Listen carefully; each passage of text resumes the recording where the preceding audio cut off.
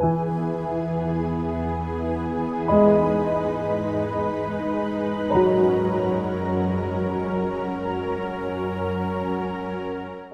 ప్రార్థన చేసుకొని వాక్యాన్ని ధ్యానించుకుందాం. ప్రార్థన. మిక్కిలిగా ప్రేమించిన మా ప్రియపరమైన తండ్రి, నీ పరిశుద్ధమైన నామానికి వందనాలు తండ్రి. నీ కృపను అనుగ్రహించారు. తండ్రి సాయంకాల సమయంలో నీ బిడ్డలందరినీ కలుసుకుని తండ్రి, నీ వాక్యాన్ని పంచుకోవడానికి తండ్రి, నీ దాసుని నన్ను నిలబెట్టిన విధానాన్ని బట్టించి తండ్రి, నీకే కృతజ్ఞతాస్తుతులు చెల్లించుకుంటున్నాను తండ్రి. తండ్రి మాట్లాడుతున్న నన్ను మరుగు చేయమని వేడుకుంటున్నాను తండ్రి. మాట్లాడుచుండగా తండ్రి ఆత్మ సహాయం ఇచ్చి వినిచినటువంటి నాకును, చెప్తున్నటువంటి నాకును, వింటున్న నీ బిడ్డలకి కూడా ఆత్మ సహాయం ఇచ్చి నడిపించమని, ఈ చిన్న ప్రార్థనని పాసనతి చేర్చుకోమని, మా ప్రభువును రక్షకుడైనటువంటి యేసుక్రీస్తు వారి యొక్క దివ్యనామంలో ఈ ప్రార్థన అడిగి వేడుకుంటున్నాం తండ్రి. ఆమేన్. ఈ అవకాశం ఇచ్చిన తండ్రి అయిన దేవునికి కుమారుడైన క్రీస్తునామమున వందనాలు తెలియజేసుకుంటున్నాం. వచ్చిన మీ అందరికీ కూడా ప్రభువైన క్రీస్తునామమున వందనాలు తెలియజేసుకుంటున్నాం. ప్రియ దేవుని వారలారా, ఈరోజు మనం నేర్చుకోబోతున్నటువంటి అంశం సిలువ. అది దేవుని యొక్క అద్భుతమైనటువంటి జ్ఞానము మరియు శక్తి అనే ఒక అంశాన్ని మనం నేర్చుకోబోతున్నాం. మరొకసారి ఈరోజు మనం నేర్చుకోబోతున్నటువంటి అంశము సిలువ. అది దేవుని యొక్క అంతిమమైనటువంటి శక్తిని మరియు అంతిమమైనటువంటి జ్ఞానమై ఉన్నదన్న విషయాన్ని మనం ధ్యానించబోతున్నాం. ఒకసారి ఒక వాక్యాన్ని మనం చూసుకుని ముందుకు వెళ్దాం. అపోస్తలుడైన పౌలు కొరింథీయులకు రాసినటువంటి మొదటి పత్రిక మొదటి అధ్యాయము 18వ వచనాన్ని చూసుకొచ్చాను.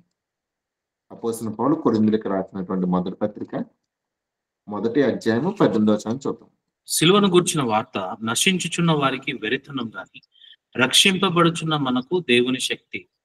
ఈ యొక్క విషయాన్ని మనం ఆలోచించేద్దాం. సిలువను గూర్చిన వార్త నశించుచున్న వారికి వెరితనం గాని, రక్షింపబడుచున్న మనకైతే అది దేవుని యొక్క శక్తి అని అంటుంది. అంటే ఇక్కడ కొరింథీయుల సంఘానికి ముఖ్యంగా ఈ యొక్క వాక్యాన్ని రాయడంలో పౌలు గారి ఉద్దేశం ఏంటి అన్నది మనం ధ్యానించుకొని, ఇది మనకు ఉన్నటువంటి ప్రస్తుతపు సమాజానికి, మనం ఉన్నటువంటి కాలానికి సరిగ్గా అనుకూలమైనటువంటి వాక్యం ప్రియమైనది వాళ్ళ. ఉదాహరణ చూద్దాం. కొరింథు అనే ఒక గొప్ప పట్టణం ఉంది. ఆ పట్టణం అనేది సర్వ హంగులతో ఉన్నటువంటి పట్టణం. అది ఒక విలాసవంతమైనటువంటి పట్టణం. ఇప్పుడు బెంగుళూరు, హైదరాబాదు అలాంటి కాస్మోపాలిటన్ సిటీస్ ఎలాగైతే ఉన్నాయో, అలాంటి అన్ని రకాలైనటువంటి జనాలు ఉన్నటువంటి ప్రాంతం. వాళ్ళు ఎక్కువగానే దేని మీద ఆధారపడతా ఉంటారంటే గనక, వారు తమ సొంత శక్తి మీద ఆధారపడే జనాంగం. అంటే వాళ్ళ యొక్క తెలివితేటల మీద గాని, వారికి ఉన్నటువంటి జ్ఞానం మీద గాని, వారికి ఉన్నటువంటి సంపద మీద గాని, అలాగే మరి ముఖ్యంగా వాళ్ళకున్నటువంటి తత్వం మీద అంటే ఫిలాసఫీ మీద ఎక్కువగా ఆధారపడే ఒక పట్టణము. అలాంటి పట్టణంలో వారు తమ్మును బట్టించి చాలా అతిశయపడుతున్నారన్నమాట. ఇప్పుడు కూడా మనం కూడా చూసినట్లయితే గనక, మన ప్రస్తుత సమాజంలో ఎంత టెక్నాలజీ అభివృద్ధి పొందిందండి. ఇప్పుడు ఎవరన్నా ఏదన్నా అడుగుతుంటే గనక, అప్పుడు ఏమన్నా అంటుంటే గనక ఆర్టిఫిషియల్ ఇంటెలిజెన్స్ అని అంటున్నారు. లేదంటే కొత్త కొత్త టెక్నాలజీని మనము ఈ ప్రస్తుత కాలంలో చూస్తున్నాం. ఇంకా మరి రాబోయే కాలంలో మరింత అద్భుతమైనటువంటి ఆవిష్కరణలు మనం చూడబోతున్నాం.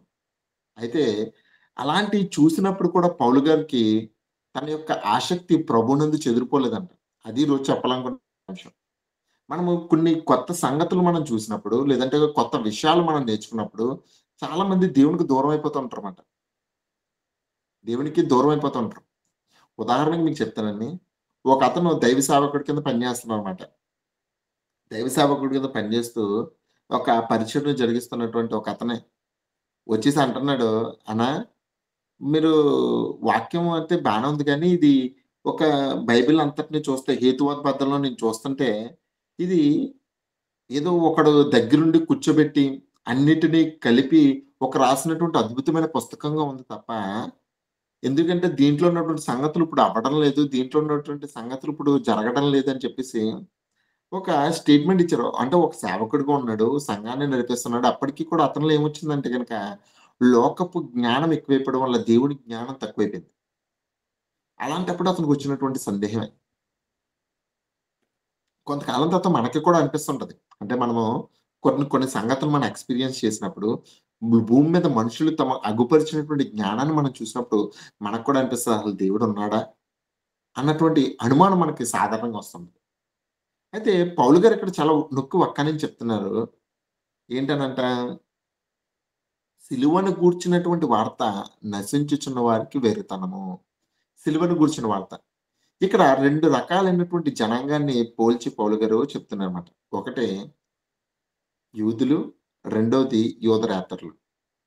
అసలు వీళ్ళిద్దరూ కూడా సిలువను ఎలా చూస్తారు? ఇప్పుడు యూదులు సిలువను ఎలా చూస్తున్నారో, యోధేతరులు ఎలా చూస్తున్నారు సిలువని? ఉదాహరణ మనం చూద్దాం. యూదులకి సిలువ అనంటే గనక ఒక అవమానానికి అంటే ఒక శాపగ్రహితమైన దానికి సూచన. ఎవడైతే దేవుని వల్ల శాపం పొందుకున్నాడో వాడు మాత్రమే సిలువెక్కుతాడు. మామూలుగా అయితే ఎవరెక్కరు. మనకు తెలిసినటువంటి సందర్భమే సిలువ అనేది శాపానికి సూచనగా ఉంది. ద్వితీయోపదేశకాండము 21 అధ్యాయం 23 వచనం మీరు చూసినట్లయితే గనక దాన్ని గూర్చినటువంటి క్లియర్‌గా ఉంటదన్నమాట. అది దేవుని యొక్క శాపము. సిలువ అంటేనే దేవుని యొక్క శాపము. అదొక శాపానికి సూచన ఉంది. యూదులు ఎలాగ ఆలోచిస్తున్నారన్నమాట. యూదరేతరులు ఎలాగ ఆలోచిస్తున్నారు? అంటే అన్ని జనులు ఎలా ఆలోచిస్తున్నారంటే గనక సిలువను గురించి ఇది అవమానానికి సూచన. అంటే ఎవరినైనా అవమానపరచాలి అనంటే గనక వాడిని ఎక్కడెక్కిస్తారంటే గనక సిలువనెక్కిస్తారన్నమాట. ఒకడు బలహీనుడు అని నిరూపించడానికి చేసే ప్రక్రియే సిలువ ప్రక్రియ అండి. అంటే వీడు చేతకాని వాడు, వీడు పని చేయని వాడు, వీడు బలహీనుడు అని నిరూపించడానికి ఎక్కించేదే సిలువండి. మళ్ళీ ఇంకోటి ఏంటనుకున్నారు? వాడిని, వాడిని అందరిలోని బహిరంగంగా అవమానపరచడానికి చేసేదే సిలువ. అంటే సిలువనేది ఇటు యూదులకు గాని, యూదరేతరులకు గాని ఎలా ఉందనంటే గనక ఒక బలహీనమైనటువంటి చర్యగా మనకు కనబడుతుందన్నమాట. అంటేనాడు ఈ సిలువ గురించి చెప్తున్నాడన్నమాట.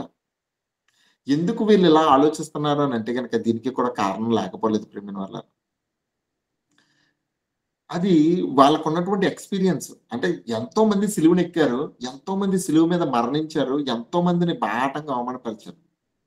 ఇప్పుడు అలా సిలువ ఎక్కినటువంటి వాడిని నిన్ను నమ్ముకోమనంటే గనక నీకేమనిపిస్తుంది? ఇప్పుడు చూడండి నేటి కాలంలో కూడా ఏవండీ మేము సిలువ వేయబడినటువంటి క్రీస్తుని ప్రకటిస్తున్నాం అంటే గనక ఆయనతో మాకు పని లేదు అని అంటున్నారు. సింపుల్‌గా చెప్పేస్తున్నారండి. మాకు మా దేవుడున్నాడు. మాకు, మాకు గొప్ప గొప్ప వాళ్ళున్నారు. సిలువలో చూసినటువంటి యేసుని చూసండి చాలామంది అవమానపరిచారు. అప్పుడు, ఎప్పుడు కూడాని సిలువను చూసినప్పుడు కొంతమందికి ఎలాగుందనంటే గనక వాళ్ళకి అవమానకరంగా ఉందంట ప్రియమైన దేవుని వాళ్ళ. అవమానకరంగా ఉంది. ఓసారి చూద్దాం. అపోస్తలుడు పౌలు కొరింథీయులకు రాసినటువంటి మొదటి పత్రిక 8దో అధ్యాయం మొదటి వచనం చూద్దామండి. ఆడ కొద్దిగా స్కిప్ చేసి చదువుదాము. మనమందరము విగ్ర జ్ఞానము గలవారమని ఎరుగుదుము. ఏం చెప్తున్నాడండి? మనమందరము జ్ఞానము గలవారమని ఎరుగుదుము. జ్ఞానము ఉప్పొంగింప చేయును. ఏం చేస్తదంటండి జ్ఞానము? ఉప్పొంగింపజేస్తది. చాలా మందిని ఇప్పుడు ఏది ఉప్పొంగింపజేస్తుందంటే గనక వాడికి తెలిసినటువంటి జ్ఞానం. నిజంగానండి చాలా మంది ఇప్పుడు చదువు ఎక్కువైన తర్వాత అంటే ప్రతిదానికి హేతు అడగడం మొదలుపెట్టారు చూసారండి. మంచిదే హేతువాదం కలిగి ఉండడం. కాకపోతే ప్రతి దానికి కూడా ఒక ప్రూఫ్ అడుగుతున్నారు చూసారా? ఇగో దేవుడుంటే ఇప్పుడు నా దగ్గరికి ప్రత్యక్షం అవ్వమను. దేవుడనేవాడే ఉంటే నాకిది చేయమని చెప్పు. దేవుడనేవాడే ఉంటే గనక అంటే ఏమడుగుతున్నారు? వాడికున్నటువంటి జ్ఞానాన్ని పట్టించి దేవుడనేవాడిని చాలా చులకనగా చూడడం మొదలుపెట్టామండి. సామాన్యంగా చెప్తున్నానండి. దేవుడు లేడు. దేవుడనేవాడు లేడు. దేవుడనేవాడు ఉంటే ఎలాంటి పరిస్థితులు జరగవు. దేవుడనేవాడే ఉంటే గనక ఇలాంటియి జరగవు అని వారు తమకొచ్చినటువంటి జ్ఞానంతో దేవుడిని ప్రశ్నించడం మొదలెట్టారండి. దేవుడు లేడని నిరూపించడానికి అనేకమైనటువంటి ప్రయోగాలు చేస్తున్నారు. దేవుడున్నాడని నిరూపించడానికి కాదు గానీ, దేవుడు లేడని చెప్పడానికి అనేకమైనటువంటి ప్రయోగాలు చేస్తున్నారు ప్రియమైనోళ్ళ. యేసుక్రీస్తు వారు మీ పాపాల కోసం చనిపోయాడనంటే, ఇదేంటి ఆయన చనిపోతే మా పాపాలెలా పోతాయని అంటున్నారు. ఆయన చనిపోతే మా పాపాలెలా పోతాయి? ఆయన్ని మేము అనుసరించడం వల్ల మాకు కలిగే లాభమేంటి? అరే మీరు పాపులురా, పాపులను బట్టించొచ్చినటువంటి జీతం మరణము. దాని నుంచి ఎవడు తప్పించుకోలేడు. తీర్పు ఉంది అని అంటే గనక ఇయన్నీ నాన్‌సెన్స్. ఇవన్నిట్లి గురించి మాకు చెప్పొద్దు అని అంటున్నాను. జర్మనీలో అండి ఇప్పుడు ఇక్కడ ఉన్నటువంటి జర్మనీలో కూడా కొంతమంది అంటున్నారు. ఎక్కువ చాలా మంది క్రిస్టియానిటీని వదిలిపెట్టేసి హేతువాదానికి వెళ్తున్నారన్నమాట. ఎందుకనంటే గనక ఇదిగో క్రిస్టియానిటీ అంటేనే కొన్ని పద్ధతులు ఫాలో అవ్వాలి. కొన్ని ఇలా ఉండాలి, అలా ఉండాలి, ఇలా ఉండకూడదు, అలా ఉండకూడదని బోలెడన్ని రూల్స్ అండ్ రెగ్యులేషన్స్ ఉంటాయి. అయన్నీ మేము ఫాలో అవ్వం. అందుకనే మేము క్రిస్టియానిటీని ఫాలో అవ్వం అని చెప్పేసని అంటున్నారు కొంతమంది. అంటే రూల్స్ పెడుతున్నారు కాబట్టి, ఇదిగో దేవుడు కాదు, మాకు ఫ్రీడమ్ లేదు, మేము బానిసలుగా అయిపోతున్నాం. అందుకనే మేము ఎవరిని నమ్మాలనుకోవడం లేదు. మాకెలా మనసుకి ఎలా నచ్చితే అలాగే మేము ఉందాం అనుకుంటున్నాం అంటున్నారనమాట. అంటే చూసారండి వాళ్ళ ఆలోచన ఎలా ఉందో? అంటే కొంతకాలం తర్వాత మనము కూడా జ్ఞానాన్ని సంపాదించుకున్న తర్వాత మనము కూడా ఎలా ఎళ్ళిపోతాం. బరి తెగించి తప్పు చేసేవాడు ఎవడంటే గనకండండి అంతా తెలిసిన వాడే. తెలియని వాడు ఏమీ చేయడండి. తెలిసిన వాడే కావాలని తప్పులు చేస్తుంటాడు. అందుకని చెప్తున్నాడు జ్ఞానం ఉప్పొంగింపజేస్తది. నీకు తెలిసినటువంటి జ్ఞానాన్ని పట్టించి నువ్వు ఉప్పొంగుతూ ఉంటావు. ఇంకేమంటున్నాడు రోమీయులు రాసిన పత్రికలో మొదటి అధ్యాయము 21, 22 వచనాలు చూద్దాం. మరియు వారు దేవునిని ఎరిగియు ఆయనను దేవునిగా మహిమపరచలేదు, కృతజ్ఞతాస్థుతులు చెల్లింపను లేదు, గాని తమ వాదముల యందు వ్యర్థులైరి. వారి అవివేక హృదయము అంధకారమయమును మాయను, తాము జ్ఞానులమని చెప్పుకొనుచు బుద్ధిహీనులైరి. చాలండి. ఇప్పుడు నేను దీనివల్ల ఇక్కడ చూసినట్లయితే గనక వాడికి దేవుడన్నాడన్నటువంటి చాలా మందికి దేవుడున్నాడన్నటువంటి విషయం తెలుసంట. అంటే దేవుడిని దేవునిగా కూడా మహిమపరచడం లేదంట. ఏంటంటండి? అంటే మనలో క్రిస్టియానిటీకి ఉన్నటువంటి ఏంటంటే అతిశయం ఏంటంటే గనకండి, ఇంగో క్రీస్తు మావాడు. మేము క్రీస్తుని అనుసరిస్తున్నాము. ఇదిగో మేము క్రిస్టియన్స్‌ని. నేను పుట్టుకతో క్రైస్తవుడిని. నా పేరు దావీదు. నా పేరు యేసుక్రీస్తు. నా పేరు ఇది అది అని చెప్పుకుంటూ ఉంటారు చూసారండి. చాలా మంది దాన్ని బట్టి చాలా అతిశయపడతారు. అంటే దేవుడు తెలిసినా సరే దేవుడిని దేవుడిగా మహిమపరచడం అంట. ఇంకోటి ఏమంటున్నాడు ఇది చాలా ఇంపార్టెంట్ అయిన పాయింట్ అండి. క్రిస్టియానిటీలో లేదంటే దేవుడు ఉన్నాడని నమ్ముకుంటున్న వారిలో అతి సాధారణంగా ప్రస్తుతం జరుగుతుంది ఏంటంటే గనక కృతజ్ఞతాస్తుతులు చెల్లింపగా వారు తమ వాదముల యందు వ్యర్థులేరి. వాదం. ప్రతి దానికి వాదం. ప్రతి దానికి గొడవ. ఒరేయ్! బైబిల్‌లో ఇలా ఉంది కదా! అని అంటే గనక, ఇంగో పలానా సందర్భంలో పలానాది ఇలా ఉంది కదా! అని చెప్పేసి మనకి ఏదో కౌంటర్ రిఫరెన్స్ చూపిస్తా ఉంటాడు. ఒరేయ్! దేవుడు పలానా సందర్భంలో పలానా విధంగా ప్రవర్తించమన్నాడు కదా! నువ్వెందుకు ఇలా ప్రవర్తిస్తున్నావు అని అంటే, ఇదిగో పలానా సందర్భంలో ఇలా అయింది కదా! అని వాదం తప్ప, ఎవ్వరు ఇద్దరు క్రైస్తవులు కూర్చున్నప్పుడు భిన్నాభిప్రాయాలొచ్చి ఏదన్నా ఇద్దరు క్రైస్తవులు కూర్చున్నప్పుడండి, వాళ్ళిద్దరూ కలిపి ఒక సొల్యూషన్‌కి రాకుండా ఎవడిది వాడిదే అన్నట్టుగా వెళ్ళిపోతున్నటువంటి కాలంలో ఉన్నాం. మొన్నటికి మొన్న ఒక దైవ సేవకుడు ఏదో అన్నాడని చెప్పేసి, అతనికి సంబంధించిన కాల్ రికార్డింగ్స్ కొంతకాలం ఇద్దరు కలిసున్నారు. కలిసున్నప్పుడు ఇద్దరికీ భేదాలొచ్చినియి. చాలా సంవత్సరాలు ఓపిక పట్టారు. ఒక్కసారిగా ఏం జరిగిందంటే గనక, ఈ దైవ సేవకుడికి సంబంధించి ఈ దైవ సేవకుడు రికార్డింగ్స్ పెట్టడం. దీనికి సంబంధించి మళ్ళీ ఇంకొక అతను రికార్డింగ్ పెట్టడం. ఇలాగా ఒకరికొకరు రికార్డింగ్స్ వాళ్ళ కాల్ రికార్డింగ్స్ వాళ్ళు పెట్టుకున్నారు. ఇప్పుడు దీనివల్ల దేవుడి యొక్క నామానికి అవమానము. దేవుడికి ఇప్పటికే చాలా అవమానం జరుగుతుంది. మళ్ళీ ఇవన్నీ ఎందుకు? ఒకేళ నీ సహోదరుడికి ఒకేళ నీకేదైనా ఇబ్బంది కలిగితే నువ్వు కాల్ చేసి మాట్లాడు. ఒకళ్ళకొకళ్ళు మాట్లాడుకోండి. లేదంటే గనుక సంఘ పెద్దలని తీసుకొనెళ్లి మాట్లాడండి. అప్పుడు సంఘం నుంచి బహిష్కరించండి అని చెప్పేసన్నారు. పౌలు గారు చాలా క్లియర్‌గా చెప్పాడు. సంఘానికి రాస్తూ ఎవరికైనా వాదం కలిగితే గనక 1కి 2 సార్లు బుద్ధి చెప్పి వదిలిపెట్టమన్నాడు. కంటిన్యూయస్‌గా సీరీస్ చేసేస్తున్నారండి ఇప్పుడు. వాదముల మందు వ్యర్థులేరి. దేవుణ్ణి ఎరిగియు వాళ్ళెలాగా దేవునికి దేవునిగా మహిమపరచలేదంట. అసలు కృతజ్ఞతాస్తుతులు చెల్లింపలేదంట గానీ, తమ వాదముల యందు వ్యర్థులేరి. చూసారండి? ఇతనికి జ్ఞానం ఉందని చెప్పుకున్నాడు. ఇతనికి జ్ఞానం ఉందని చెప్పుకున్నాడు. ఇద్దరు జ్ఞానవంతులు కలిపితే ఏమైందంటే గనక ఇదే. ఇది దేవుడిని నమ్ముకుంటున్న వారు చెబుతున్నటువంటి జరుగుతున్నటువంటి పరిస్థితులండి. ఇంకా లోకం సంగతంటారా? ఆడు పట్టిన కుందేలుకి మూడే కాళ్ళన్నాడంటే మూడే కాళ్ళింక. ఎవడెన్ని చెప్పినా అసలు వినే ప్రసక్తే లేదు. అంటే వాళ్ళకున్నటువంటి జ్ఞానాన్ని బట్టించి వాళ్ళు అతిశయపడుతున్నారు. వాళ్ళు వాదాలు పెట్టుకుంటున్నారు. సొల్యూషన్‌కి రావడం లేదు. గొడవలే గొడవలు, గొడవలు, గొడవలు. అంతే. దీనివల్ల దేవుడికైనా మహిమ కలుగుతుందంటే లేదు. ఇప్పుడు సిలువను గూర్చినటువంటి వార్త ఎందుకు అలాగయిపోయిందనంటే గనక సిలువ అర్థం కాలేదు ప్రియమైన దీనివల్ల. సిలువ అర్థం కాలేదు. ఇంకా కిందకెళ్తే అదొకటి చూసుకొని మళ్ళీ ముందుకెళ్దాం. వారి అవివేక హృదయము అంధకారమయమైపోయింది. అంధకారమయమైపోయింది. కనిపించడం లేదు. చీకట్లో ఏమైనా కనిపిస్తదండి? చీకట్లో ఏమైనా కనిపిస్తదా? అబ్బే! ఏమీ కనిపించదు చీకట్లో. అంతా తడుముకోవాలి. ఒక ప్రయాణం అంత కులిగ్గా సాగదు. వారి హృదయం ఏమైపోయిందంటే గనక వెలుగులోనికి రావడానికి ఇష్టపడడం లేదు. మరి ఇంకేమంటున్నాడంటండి, వారు తాము జ్ఞానులమని చెప్పుకొనుచు బుద్ధిహీనులైరి. తాము జ్ఞానులమని చెప్పుకుంటూ బుద్ధిహీనులయ్యారు. ప్రెజెంట్ ఇప్పుడు చాలామంది సైన్స్‌ని బేస్ చేసుకొని దేవుడు లేడని అంటున్నారు. దేవుడు ఉన్నాడని చూపించడానికి రుజువు కావాలని అడుగుతున్నారు. అయితే నేను ఒక యూట్యూబ్‌లో ఒకటి చూసానండి. అంటే క్రిస్టియన్ సపోర్టింగ్‌గా పెట్టనమాట.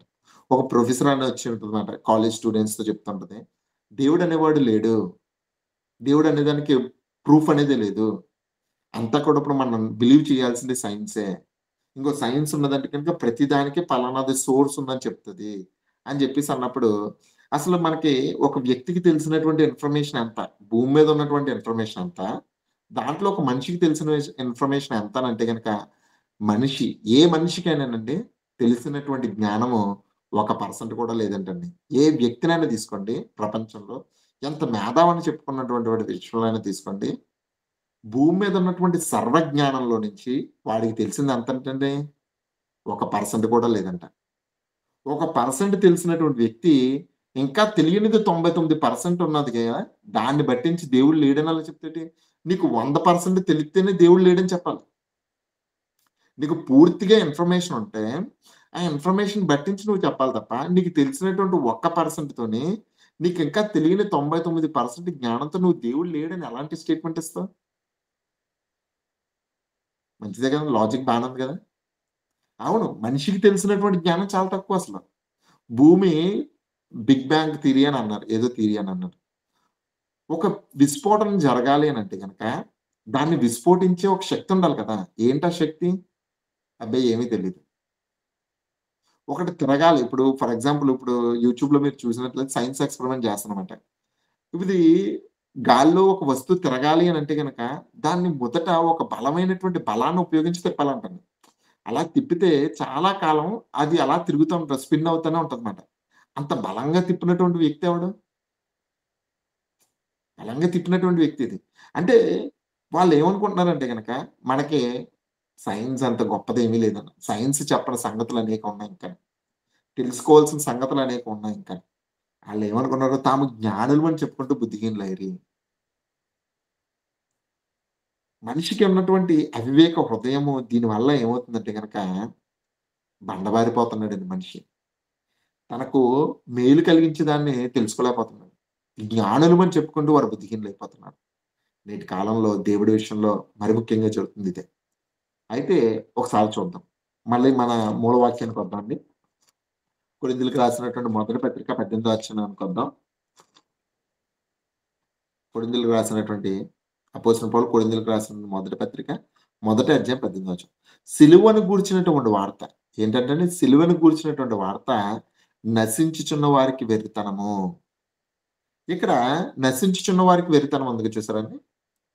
వెర్రితనము అన్న దానికి మనకి గ్రీక్ బైబిల్‌లో ఏముందంటే గనక మోరియా. మోరియా అని ఉంటదంటండి. మోరియా అని అంటే గనక ఫూలిష్‌నెస్. అంటే దానికి ఎగ్జాక్ట్ మీనింగ్ చెప్పాలంటే గనక ఇల్లాజికల్. అంటే ఇల్లాజికల్, అన్‌యాక్సెప్టబుల్, అన్‌రీజనబుల్. అంటే సిలువను గూర్చి చెప్తున్నప్పుడు అది జనాలకి ఎలా అనిపిస్తుందంటే గనక దీంట్లో ఏది లేదు. దీన్నెందుకు అంత గొప్పగా చెప్తున్నాడు పౌలు? అపోస్తులేంటి దీన్నెందుకు అంత గొప్పగా దీంట్లో అసలు లాజిక్కే లేదే. బోలెడు మంది సిలువ మీద చచ్చిపోయారు. బోలెడంత మందిని సిలువలో ఏసరి ఈ యేసుక్రీస్తు సిలువెక్కి చనిపోవడం వల్ల దాంట్లో ఉన్నటువంటి ఏది అంటే యేసుక్రీస్తు వారిని ఒక దేవుడిగా లేదంటే ఒక ప్రభువుగా నమ్మడానికి కావాల్సినటువంటి శక్తి ఏది వాళ్ళకి కనిపించడం లేదు. వెర్రితనము. వెర్రితనం అంటే ఏంటండి? వాళ్ళకేం కనిపించడం లేదు. యేసుక్రీస్తు వారు సిలువ మీద ఉన్నప్పుడు కూడా యూదులు అదే అన్నారు. నువ్వు దేవుడి కుమారుడని చెప్పుకున్నావు గదా! నువ్వు దేవుడి కుమారుడైతే ఈ సిలువ మీద నుంచి దిగి నువ్వు రక్షించుకో అనలేదా? సిలువ మీద ఉన్నటువంటి దొంగ ఏమన్నాడండి? సిలువ మీద తనతో కూడా యేసుక్రీస్తు వారు కూడా ఉండగా అతనొచ్చి అంటున్నాడు, "నిన్ను నువ్వు రక్షించుకొని మమ్మల్ని కూడా రక్షించు. నువ్వు అంత గొప్పవాడివైతే" అని చెప్పేసని ఆయన్నేం చేస్తున్నాడంటే అవమానపరుస్తున్నారు. అవమానపరుస్తున్నారు. ఉదాహరణ మీకు చెప్తానండి. ఇప్పుడు యేసుక్రీస్తు వారు సిలువ మీద పాప క్షమాపణ కింద తన రక్తాన్ని చిందించాడనంటే గనక, చాలా మందికి ఎలా ఉందంటే గనుక నవ్వులాట కింద ఉందండి. ఎప్పుడో 2000 సంవత్సరాల కిందట యేసుక్రీస్తు వారు చనిపోతే, ఇప్పుడు నీ పాపాలు పోవడం ఏంటసల? ఎప్పుడో ఆయన బలిదానం కింద అర్పిస్తే, అది నీకెలా చెల్లుతదసలు? నువ్వు ఎక్కడున్నావు? ఏ టెక్నాలజీలో ఉన్నావు? అని చెప్పి, ఇది ఫూలిష్‌నెస్‌గా అనిపించడం లేదు మీకసలు? అని జెప్పేసి లోకస్తులు అడుగుతున్నారు కదండీ.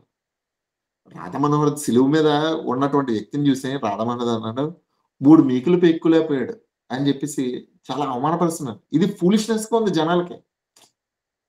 ఫూలిష్‌నెస్‌గా ఉందన్నమాట. ఇంకేమంటున్నాడనుకున్నారు మళ్ళీని? ఆయన చూస్తే చాలా బలహీనుడి కింద ఉన్నాడు. చూడండి మా దేవుడు చూడండి ఎంత రిచ్‌గా ఉన్నాడు చూడండి. ఎంత రిచ్‌గా ఉన్నాడు చూడండి మా దేవుడు. ఇది బంగారం లేదేటి, వజ్రాలు లేదేటి, అలాగా ఎదుటివాడు చంపితే చంపించుకునే స్థితిలో ఉన్నాడేటి? అంటే సిలువ ఎలా ఉంది అతనికి? It's a foolishness. అంటే దాన్ని యాక్సెప్టబుల్ చేయడానికి చాలా మందికి అది అంగీకరించడం లేదు. ఆళ్ళకి మనసు అంగీకరించడం లేదు. దేవుడంటే ఎంత గొప్పగా ఉండదు. చూడండి ఇప్పుడు 'పొలోమన్' సినిమాలు తీసేస్తున్నారు ఇప్పుడు. సినిమాలు తీసి చాలా ఇంగో పలానా వోడు నుంచున్నాడంటే ఒక బాణం వేసాడంటే 100 మంది ఎగిరిపోతుంటారు. ఒక దాంతో కొట్టాడనంటే గనక మొత్తం 1000 మంది ఇలా చెదిరిపోతుంటారు. ఇలా ఎగిసి ఇలా కొట్టాడంటే భూమి 2 బద్దలైపోతుంటది. అలాంటి స్పెషల్ ఎఫెక్ట్స్ ఏమి లేవు యేసుక్రీస్తు వారు శిలువ మీద ఉన్నప్పుడు. ఇప్పుడున్నటువంటి గ్రాఫిక్‌లో చూస్తే అలాంటి ఎఫెక్ట్స్ ఏం కనిపించలేదు. అంటే ఇది యేసుక్రీస్తు వారు శిలువ మీద ఉన్న ఈ వీకెస్ట్ పర్సన్ కింద చూస్తున్నారు యేసుక్రీస్తు వారిని. వీక్ పర్సన్ కింద. అంటే సిలువను చూస్తే చాలా మందికి ఏమనిపిస్తుందంటే గనక తనను తాను తగ్గించుకున్న వాడికి చూపిస్తున్నాడన్నమాట సిలువంటే. తనను తాను చేతగానివాడి కింద, తనను తాను తగ్గించుకున్న వాడి కింద, బలహీనుడి కింద ఉంది. ఇలా బలహీనుడికి దేవుడికి ఎలా అయిపోతాడు? ఈ బలహీనుడు ఎలా బలవంతుడైపోతాడన్నటువంటి ఒక ప్రాస్పెక్టివ్‌లో ఉన్నారు ప్రియమైన దేవుని వాళ్ళ. ప్రాస్పెక్టివ్‌లో ఉన్నారు. ఉదాహరణ మీకు చెప్తాను. నిజంగానండి, నిజంగానే వీళ్ళు అడిగినటువంటి ప్రతి ప్రశ్నకి సమాధానం అయితే ఉంది. 2000 సంవత్సరాల కిందట చెడిపోయినటువంటి యేసుక్రీస్తు వారికి మనకి సంబంధం ఏంటి? మనకి సంబంధం ఏంటి అసలు? యేసుక్రీస్తు వారు ఎక్కడో యెరూషలేం అనే ఒక ప్రాంతంలో పుట్టాడు. అక్కడ పుట్టినటువంటి వ్యక్తికి భారతదేశంలో ఉన్నటువంటి మనకిని అసలు సంబంధం ఏంటి అసలు? సంబంధం ఏంటి? ఇక్కడే మనకు అర్థం కావాలి ప్రియమైన దేవుని వాళ్ళ. దేవుని యొక్క ప్రణాళిక అర్థం కావాలి. ఒకవేళ వెర్రివాడు తానే జ్ఞానవంతుడు అనుకున్నవాడు, తానే తెలివైన వాడు అనుకునేవాడికి సిలువను గూర్చినటువంటి వార్త వెర్రితనంగానే ఉంటది. కాకపోతే దాన్ని క్షుణ్ణంగా చూడగలిగితే యేసుక్రీస్తు వారి యొక్క బ్రతికినటువంటి బ్రతుకుని, ఆయన చెప్పినటువంటి మాటల్ని, ఆయన చేసినటువంటి క్రియల్ని ఒక వ్యక్తి ఎప్పుడైతే దాన్ని క్షుణ్ణంగా తెలుసుకుంటాడో, వాడిలో పుట్టినటువంటి మార్పు చాలా గొప్పదండి. చాలా గొప్పదసలు. ఉదాహరణకి యేసుక్రీస్తు వారు శిలువ మీద చనిపోతే నీకు పాప క్షమాపణ, లేదంటే నువ్వు పరిశుద్ధుడిగా ఎలా మారావని ఒకడడిగితే చెప్పాల్సింది మీ అనుభవం చెప్పాలండి. నిజంగానే నాకైతే వాక్యం లేకపోతే అండి, నాకున్నటువంటి స్పీడ్‌కి, నాకున్నటువంటి ఆలోచనలకు మామూలుగా ఉండేవాడిని కాదు. I know about myself. ఎదుటివాడి గురించి ఎలా ఉంటదో నాకైతే తెలీదు గానీ, ఎన్ని వాటిని నేను ఆహ్, కంట్రోల్ చేయగలిగానంటే గనక, ఎన్ని వాటి యందు నా మాటల యందు గాని, నా చేతల యందు గాని, నా ప్రవర్తన యందు గాని, నేను నడిచిన నడవడిక గాని, నా ఆలోచన శైలి గాని మార్చింది ఏదన్నా ఉందంటే అది క్రీస్తు మాట. నన్ను ప్రతిసారి కూడా నూతన పరచడానికి ఉపయోగపడుతుంది ఏదన్నా ఉందంటే గనక అది దేవుని యొక్క మాట. నాకు నిరాశలో ఉన్నప్పుడు నన్ను బలపరిచేది ఏదన్నా ఉందంటే గనక యేసుక్రీస్తు వారు చేసినటువంటి బలియాగం. ఆయన మీద పెట్టుకున్నటువంటి మనకి చూపించినటువంటి నిరీక్షణ దేవుని వల్ల.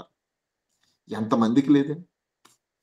ఆయన చెప్పినటువంటి మాట నన్నిప్పుడు బలపరుస్తుంది. ఎప్పుడు 2000 సంవత్సరాల క్రితం చెప్పినటువంటి మాట ఇప్పుడు నన్ను బలపరుస్తుంది. నేను నమ్మకంతో ఉండడానికి నన్ను నిలబెడుతుంది. మొన్న ఒకడొచ్చి ఎక్స్ క్రిస్టియన్ అని చెప్పేసి ఒక యూట్యూబ్ ఛానెల్ ఉందండి. ఆడెవడో వచ్చాడు. వచ్చి "అమ్మ నువ్వు క్రిస్టియానిటీకి ఎందుకు మారావు?" అని చెప్పేసని అడిగాడన్నమాట. ఎందుకు మారావు అని అంటే గనక, "అదిగో నాకు గొప్ప రోగం వచ్చింది. ఆ రోగం నుంచి నన్ను ఎవడో నడిపించలేకపోయాడు. నేను ఎప్పుడైతే చర్చ్‌కెళ్ళానో నేను స్వస్థత పొందానని" చెప్పేసి అన్నాడన్నమాట. ఆడు గ్రిల్ చేయడం మొదలెట్టాడు. అంటే అడిగాడమాట. మీరు హాస్పిటల్‌లో చూపించుకున్నారా? హాస్పిటల్‌కెళ్ళానని. పెద్ద హాస్పిటల్‌కెళ్ళాను. పెద్ద హాస్పిటల్‌కెళ్ళాను. పలానా దగ్గరికెళ్ళావా? చెన్నైకి అంటే ఆళ్ళది కొద్దిగా చెన్నైకి దగ్గర. ఆడికెళ్ళానంట. అన్ని చోట్ల తిరిగాను. ఎక్కడా అవ్వలేదు. చర్చికెళ్ళాను. పాస్టర్ గారు ప్రార్థన చేశారు. నాకు తగ్గింది. నేను దేన్ని నమ్మనింక. See it's an experience that the people have faced. అంటే వాళ్ళు తమ అనుభవాలతో ప్రభువుని నమ్మారు. నీకంటూ ఒక అనుభవం ఉంది. ఎవ్వడొచ్చినా ఒక వ్యక్తిని కదల్చలేకపోవడానికి ప్రధానమైన కారణం అతను పొందుకున్నటువంటి ఎక్స్‌పీరియన్స్. క్రీస్తు ద్వారా నేను పొందుకున్నటువంటి ఎక్స్‌పీరియన్స్‌ని ఎవడు దాన్ని తీయలేడు. సిలువను గూర్చిన వార్త ఎలాగుందనంటే గనక నీలో ఒక శక్తిని పుట్టించేది ప్రేమింది. అందుకనే ఇక్కడ మీరు చూసినట్లయితే నశించుచున్న వారు వెర్రితనం గాని రక్షింపబడుతున్న మనకు అది దేవుని శక్తి అని ఉంది. రక్షింపబడుతున్నటువంటి మనకు అది దేవుని శక్తి. దేవుని శక్తి అన్న చోటండి అక్కడ ఒక పదాన్ని వాడాడు గ్రీక్‌లో. అదేంటనుకున్నారు? అది డైనమిస్. డైనమిస్ అనే ఒక పదాన్ని వాడారన్నమాట. డైనమిస్ అనే పదం నుంచి మనకి డైనమైట్ అనేదొచ్చిందన్నమాట. డైనమైట్ అనే పదానికి ఆవిర్భావమే ఈ పదంలో ఉన్నటువంటి డైనమిస్ అనే పదం అన్నమాట. చూడండి. డైనమైట్ అంటే ఏంటండి? విచ్ఛిన్నం చేసేది. అంటే, అంటే ప్రతి దాన్ని బద్దలు కొట్టేది. యేసుక్రీస్తు వారు శిలువ మీద చనిపోవడం వల్ల ఆయన సమాజానికి ఏం చెప్తున్నాడనంటే గనక, ఇదిగో మనిషికున్నటువంటి బలహీనత అయినటువంటి పాపాన్ని, మరణాన్ని తీసివేశాను.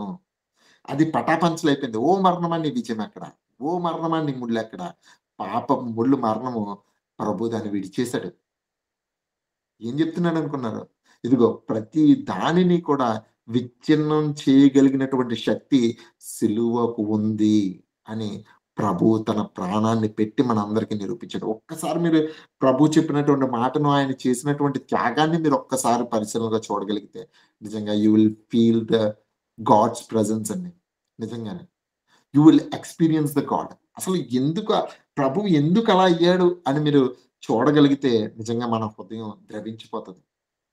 ఆయన పడినటువంటి పాట్లు గాని, ఆయన చేసినటువంటి త్యాగం గాని సామాన్యమైనది కాదు.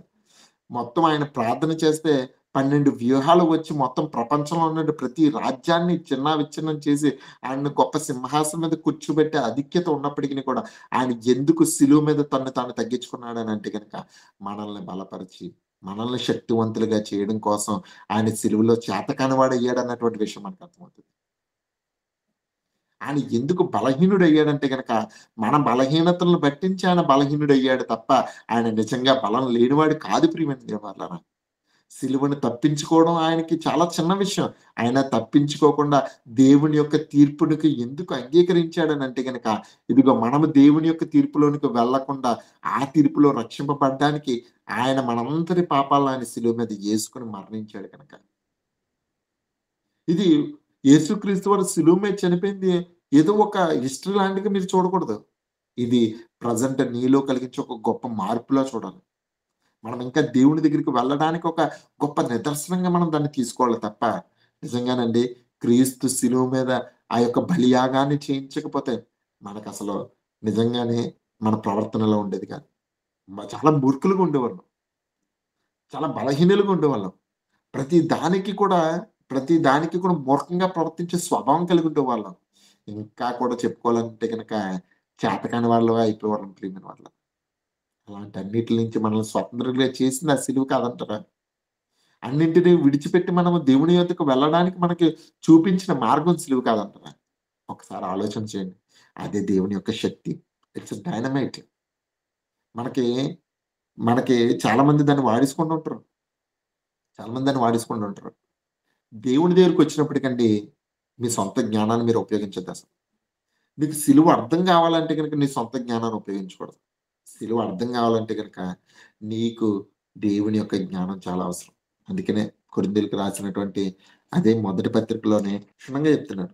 కొరింథీయులకు రాసినటువంటి మొదటి పత్రిక మొదటి అధ్యాయం 22-25 వరకు చూస్తుంటే చాలా క్లియర్‌గా ఉంది. యూదులు సూచక్రియ చేయమని అడుగుతున్నారు. అంటే దేవుడిని నమ్మాలి అనంటే గనక నువ్వు ఒక సూచక్రియ నాకు చూపించు. యేసుక్రీస్తు వారు ఉండగా. ఎటువంటి సూచక్రియ చేసి నువ్వు నాకు చెప్తాను. నువ్వు దేవుడి దగ్గర నుంచి వచ్చావని చెప్పేసి. ఈ సూచక్రియ నాకు కనపరచని అడుగుతున్నాను. ఇంకోళ్ళు ఏం అడుగుతున్నారంటండి, యూదులు సూచక్రియ చేయమని అడుగుతున్నారు. ఎళ్ళి నీళ్ళు జ్ఞానంను వెతుకుచున్నారు. ఎక్కడుందిరా జ్ఞానం అని చెప్పేసి అయన్నీ వెతుకున్నారు. అయితే మేము సిలువ వేయబడిన క్రీస్తును ప్రకటించున్నాం. సిలువ చాలా వాటికి సమాధానం ప్రియమైన వాళ్ళారా. సిలువ యేసుక్రీస్తు వారు చెప్పినటువంటి సిలువ మానవాళికి చాలా అవసరం. ఎన్నో విషయాలు చెప్తది. తల్లిదండ్రుల విషయం చెప్తది. పిల్లల విషయం చెప్తది. జ్ఞాన విషయం చెప్తది. ఇంకా చెప్పాలంటే ఎలా ప్రవర్తించాలో చెప్తది. నీకొక మార్గాన్ని నిర్దేశం చేసేది సిలువ. చాలా మంది సిలువను మెడలో యేసుకుంటున్నారు. అబ్బబ్బే! షోకేస్ కింద యేసుకుంటున్నారు. అది నీకు అర్థమైతే గనక, ఆ సిలువను నువ్వు ఒక్కసారి ఆస్వాదించడం చేయడం చేస్తే గనక, దాని విలువ నీకు తెలుస్తది ప్రియమైన. దాంట్లో ఎంత శక్తి ఉందో నీకు తెలుస్తది. దేవుని యొక్క సంకల్పం ఏంటో తెలుస్తది. నిజంగానండి పొద్దునంతా కూడా ఎఫెసీయుల పత్రిక ధ్యానించాను. ఎన్ని విషయాలు ఉన్నాయండి ఎఫెసీయులు రాసిన పత్రికలో. చాలా విషయాలున్నాయి. నేను నోట్స్ రాసుకుందామని చూస్తే, మొదటి నుంచి ఆరో అధ్యాయం ఉంది. ఆరో అధ్యాయంలో లాస్ట్ వరకు కూడా నాకు ఏదో ఒక టాపిక్ దొరుకుతానే ఉంది ఆటిల్లో. ఏదో ఒకటి. ఫస్ట్ నుంచి లాస్ట్ వరకు కూడా. ఏంట్రా ఎంత జ్ఞానం ఉందేటి అనిపించింది నాకైతే. అంటే నీకు దేవుడు అర్థం అవ్వాలి అనంటే గనక ఎన్ని విషయాల గురించి చెప్పాడో. అర్థం అవ్వాలంటే గనక నీ సొంత జ్ఞానాన్ని ఉపయోగించు. ఇక్కడ అదే చెప్తున్నాడు. మేమైతే ఏం చేస్తున్నామంటే గనక మేము సిలువ వేసిన క్రీస్తుని ప్రకటించున్నాము. ఆయన యూదులకు ఆటంకంగానే అన్ని జనులకు వెరితనంగా ఉన్నాడు గానీ, యూదులకేమి, అన్య జనులకేమి పిలవబడిన వారికే క్రీస్తు దేవుని శక్తియు, దేవుని జ్ఞానమునై ఉన్నాడు. క్రీస్తు దేవుని శక్తియు, దేవుని జ్ఞానమునై ఉన్నాడు. ఆయన ఏమనుకున్నారు? దేవుని యొక్క అంతిమ శక్తి ఆయనే. The ultimate power of God is Jesus Christ. ఆయన ద్వారానే మనకు అన్నీ చూపిస్తున్నాడు. నువ్వు ఒక్కసారి క్రీస్తుని విడిచిపెడితే నీ ఎలా ఉంటదో ఒకసారి ఆలోచించు. క్రీస్తుని కలిగి ఉంటే ఎలా ఉంటదో ఒకసారి ఆలోచించు. You ask question. మీరు క్వెషన్స్ అడగాలి. కాకపోతే ఆ క్వెషన్స్ దేవుడిని నీ దగ్గరికి చేర్చేలా ఉండాలి తప్ప, దేవునికి దూరం అయ్యేలా ఉండకూడదు. నీ జ్ఞానము దేవుడిని తెలుసుకొని ఇంకా పరిశుద్ధతలోనికి వెళ్ళేలా ఉండాలి తప్ప, నీ జ్ఞానము దేవుడు లేడని చెప్పేలా ఉండకూడదు. చాలామంది చదువుకునే వాళ్ళున్నారు. చాలామంది ఉద్యోగాలు చేస్తున్న వాళ్ళున్నారు. టెక్నాలజీని ఎక్స్‌ప్లోర్ చేస్తున్నారు. చాలామంది వీడియోస్‌ని చూస్తున్నారు. చాలామంది డాక్యుమెంటరీలు వింటున్నారు. ఇవన్నీ వింటున్నప్పుడు దేవుడు ఎంత గొప్పవాడని అనిపించాలి తప్ప, దేవుడు లేడన్నటువంటి ఆలోచన నీకు రాకూడదు. నాకు ఎక్కడికెళ్ళినానండి మనుషుల స్వభావం చూస్తే నాకు దేవుడున్నాడని అర్థమైపోద్ది. వాడు ప్రవర్తించే ప్రవర్తన బైబిల్‌లో యాజ్ ఇట్ ఈజ్ ఉంటదండి. నేను టెక్నాలజీని చూడు నాకు నథింగ్ ఈజ్ మెస్మరైజ్ మీ మాట. నాకు ఏది కూడా నన్ను అంత బేగా ఆశ్చర్యపరచదసలు. ఏంటనంటే గనక ఏది నాకు కొత్తగా ఏమి అనిపించదు. సొలొమన్ అంటాడు గదా! సూర్యుని కింద నూతనమైనది ఏది లేదు. ముందున్నదే ఇప్పుడు జరుగుతుంది. ఇప్పుడున్నది మళ్ళీ తర్వాత జరుగుతది. ఏదైనా సర్కిల్‌లో రొటేషనే జరుగుతూ ఉంటదనంటే, నాకు ఇది చదివిన తర్వాత అన్నీ కూడా రొటేషన్‌లో ఉన్నట్టు అనిపిస్తుందన్నమాట. అంటే నీకు పరిస్థితులు అంటే మెటీరియల్ మారింది తప్ప, ఆ మనిషి యొక్క ఆలోచన అలాగే ఉంది. ఏ తరంలోకెళ్ళినా అలాగే ఉంది. ఏ తరంలోకెళ్ళినా అలాగే ఉంది. అందుకని చెప్తున్నాడు దేవుడు. నువ్వు ఒకవేళ జ్ఞానం కావాలా? దేవుని యొక్క శక్తిని నువ్వు అర్థం చేసుకున్నావా? Follow Jesus Christ. ఆయన్ని విడిచిపెట్టొద్దు. మనలో కూడా చాలా మంది ఎలా ఉంటామంటే గనుకండి, వాక్యం విని విని మనకెలా అనిపిస్తదంటే గనక, ఒక రొటీన్ మోడ్‌లోకొచ్చేస్తాం. Routine mode. రొటీన్ మోడ్ అంటేండి, ఏదో నామకార్థంగా ఓకే. ఆన్‌లైన్‌లో పెట్టారు కాబట్టి ఎళ్ళాలి. ఎళ్ళకపోతే మళ్ళీ అన్నయ్య అడుగుతాడు. పాస్టర్ గారు అడుగుతారు. మనసు లేకపోతే ఏది చేయొద్దండి. నన్నడిగితే నీకు వినాలి అన్న ఆలోచన లేనప్పుడు, నీకు దేవుడి గురించినటువంటి సంగతులు నేర్చుకోవాలన్న ఆలోచన లేనప్పుడు, లోకానుసారంగా ఉన్నావా? అలాగే ఉండు. ఎవడో ఏదో తిడతాడో, ఎవడో ఏదో చేస్తాడని వి విల్ అంటే మేము చెప్తాం. నిన్ను బాగుపరచాలని చెప్తాం. మేము బాగుపరచడానికి నిన్ను పిలుస్తున్నాను నీకనిపిస్తే నువ్వు రా. బలవంతంగా రాకు. ఫోన్ ఏదో పక్కన పెట్టేసి ఆళ్ళు అలాగే చెప్తారులే అని చెప్పుకునే ఆలోచన ఉంటే గనుక రాకు. సంఘానికైనా రాకు, ఎక్కడికైనా రాకు. అది నీకు శ్రేయస్కరం కాదు. అది చెబుతున్న వాడికి పర్లేదులే గానీ, అంటే వాడి ధర్మాన్ని వాడు చేస్తున్నాడు గానీ, నీకది శ్రేయస్కరం కాదు. అది జ్ఞానం లేకపోవడం. వివేచన లేకపోవడం. చాలా మందిలో వాక్యం మనలో చాలా మందికి తెలిసినప్పటికిని కూడా, మనము దేవుడి యొక్క ఆలోచనానుసారంగా ఒక గొప్ప ప్రక్రియ చేయకపోవడానికి ప్రధానమైన కారణం నామకార్థపు క్రైస్తవులు. Don't do that. దేవుడికి అసలు అది ఇష్టమే లేదు. నిన్ను ఎందుకు పిలిచాడో ఆయన యొక్క శక్తిని, ఆయన యొక్క జ్ఞానాన్ని నీ యందు కనపరచడానికి దేవుడు నిన్ను పిలుచుకున్నాడు. అందుకనే చెప్తున్నాడిక్కడ, దేవుడు జ్ఞానమునై ఉన్నాడు. దేవుని వెర్రితనము మనుష్య జ్ఞానము కంటే జ్ఞానము గలది. దేవుని బలహీనత మనుష్యుల బలము కంటే బలమైనది. నువ్వు దేవుడికున్నటువంటి బలహీనత చూస్తే, దేవుడికున్నటువంటి బలహీనత మనుష్యులకున్నటువంటి బలం అంతటికంటే బలమైనది. ఉదాహరణకి న్యూక్లియర్ బాంబులు ఉపయోగించి ఇప్పుడు చాలా మంది భయపెడుతున్నారు. న్యూక్లియర్ బాంబులు ఉపయోగించి. నిన్న రష్యాలో వచ్చినటువంటి ఎర్త్‌క్వేక్ చూడండి. 8.8 మొత్తం షేక్ అయిపోయింది మొత్తం అంతా కూడానండి. దేవుడిది అలా ఉంటదన్నమాట. నీ యొక్క న్యూక్లియర్ బాంబులేటి, నీ ఫెసిలిటీస్ ఏటి, అసలు దేనికి ఆయన ముందు ఉన్నటువంటి పని చేత్తదసలు? నువ్వు చంపాలంటే బోలెడు ప్లాన్ చేసుకోలే. ఆయన చిన్న వైరస్ పుట్టిచ్చాడంటే కొన్ని కోట్లు, కోట్లు చచ్చిపోతారు. See do not compare with God's wisdom with your own knowledge. నీ యొక్క తెలివితేటలతో దేవుడి యొక్క నాలెడ్జ్‌ని కంపేర్ చేయొద్దసలు. అదే అన్నాడు. నీదసలు చాలా లైట్, నువ్వు దాన్నసలు పట్టించుకోకు. అయితే ప్రియమైన దేవుని వాళ్ళారా, ఎంత వాక్యం వింటున్నటువంటి మనము, మనకంటూ తెలుసుకోవాల్సిందొకటుంది. మనం చేయవలసిందొకటుంది. మనం అన్యుల వలె మనం కాదు. మనకి ప్రభు తెలుసు. ఆయన యొక్క సర్వసత్యంలోకి నడుస్తున్నటువంటి వాళ్ళం. మరి మీకు సిలువ అవహేళన కాకూడదు. మీరు సిలువను గణపరిచే వారి సంఖ్య పెరుగుతది. నేను చెప్పాలనుకున్న పాయింట్ ఏంటంటే గనక, మనము కూడా అన్యజనులు ఎలాగైతే సిలువను చూస్తున్నారో అంటే అవమానం కింద, లేదంటే గనక ఒక ఆహ్, బలహీనత కింద చూస్తున్నట్లుగా మీరు చూడకూడదు సిలువను. మీరు చూసే సిలువ ఎలా ఉండాలంటే గనక, అంటే మీరు మెడలో యేసుకొని మంగళసూత్రాలు యేసుకోమని రికమెండేషన్ ఏమి కాదు గానీ, అంటే మీరు దాన్ని ఎలాగా గురి కలిగి చూడాలంటే గనక, ప్రభువు చూపినటువంటి మార్గాన్ని గురి కలిగి చూడాలి. ఆ సిలువలో యేసు చూపినటువంటి ఆ యొక్క దేవుని యొక్క శక్తిని మీరు చేయగలగాలి. అదే చెప్తున్నాడు. కొన్ని వచనాలు చూసుకొని మనం ముగించుకోవచ్చండి. రోమీయులకు రాసిన పత్రికలోనే 8వ అధ్యాయము 30వ వచనం చూద్దాం. అది చూసుకొని ముందుకెళ్దాం. రోమీయులకు రాసిన పత్రిక 8వ అధ్యాయము 30వ వచనం చూద్దాం. మరియు ఎవరిని ముందుగా నిర్ణయించెనో వారిని పిలిచెను. ఏవండీ చాలా మంది మీలో వచ్చారు చూసారండి. చాలా మంది మీలో వచ్చారు. దేవుడిని తెలుసుకున్నారు. ఇది దేవుడు నిన్ను పిలిచినటువంటి పిలుపండి. నీలో ఉన్నటువంటి ఒక క్యారెక్టర్ నిన్ను దేవుడి దగ్గరికొచ్చేలా చేసింది. ఆ క్యారెక్టర్ ఏటనుకున్నారు? ఆ క్యారెక్టర్ ఏటనుకున్నారు? చెప్పిన మాట విని లోబడే స్వభావం ఉంది చూసారండి. ఆ లోబడే స్వభావాన్ని బట్టించి ఒక చక్కని దేవుని యొక్క పిలుపుని మీరు గ్రహించి దేవుని దగ్గరికొచ్చారు. మీరు రెబెలియన్‌గా ప్రవర్తించారు. దేవుని యొక్క పిలుపు మీ దగ్గరికొచ్చినప్పుడు you are not rebellion against the God's word. అంటే దేవుని యొక్క పిలుపుకి మీరు ఎదిరించలేదు. అదే మొట్టమొదటి స్వభావం దేవుడి యొక్క పిలుపుని అంగీకరించడం. మీరు చాలా మంది అంగీకరించారు. మరి ఎవరిని ముందుగా నిర్ణయించిన వారిని పిలిచెను. ఎవరిని పిలిచినా వారిని నీతిమంతులుగా తీర్చెను. ఎవరిని నీతిమంతులుగా తీర్చెనో వారిని మహిమపరిచెను. ఇప్పుడు సిలువను నువ్వు ధరించినప్పుడు, సిలువను నువ్వు యాక్సెప్ట్ చేసినప్పుడు, దాన్ని ఫాలో అవుతున్నప్పుడు నీకు తెలియవలసింది ఏంటంటే గనక అది నీకు మహిమను తీసుకొచ్చేదని అర్థం చేసుకోవాలి. నువ్వు బలహీనుడి కింద కనబడుతుంది. నువ్వు ఎంత బలవంతుడివో లోకాన్ని చూపించడానికి కనబడుతున్నావు. చాలా మంది మీకు చెప్తాను చూడండి. ఇప్పుడు క్రైస్తవుల్ని ఏమన్నా అన్నారనుకోండి, ఏమనరు.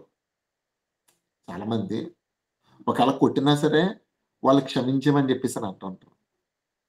ఒకవేళ చంపినా సరే వాళ్ళ బంధువులు కూడా ఏమని అంటూ ఉంటారు గనక, వద్దులేండి మా ప్రభువే చూసుకుంటాడని చెప్పేసి విడిచిపెడతంటారు. మన ప్రవీణ్ అన్న విషయంలోనే అలాగే చూసాం మనం.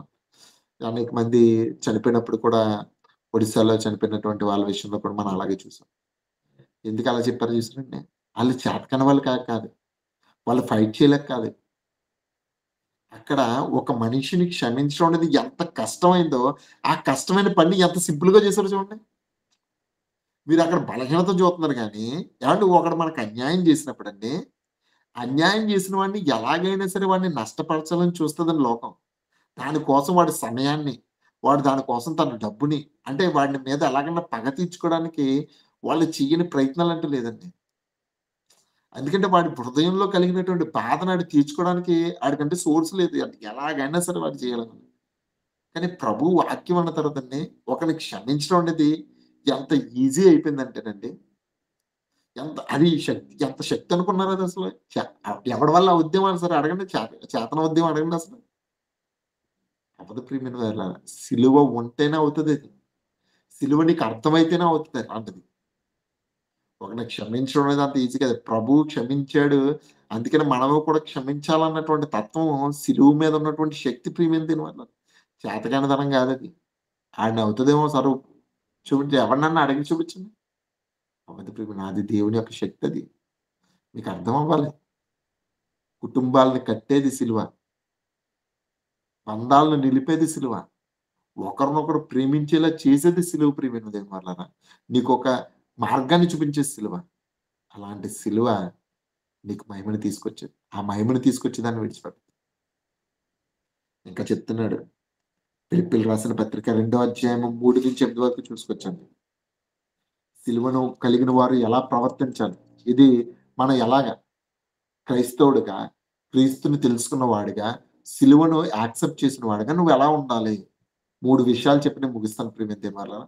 ఫిలిప్పీయులకు రాసిన మరియు పత్రిక 2వ అధ్యాయము 3-8 వరకు చూసుకొచ్చండి. చదవండమ్మా.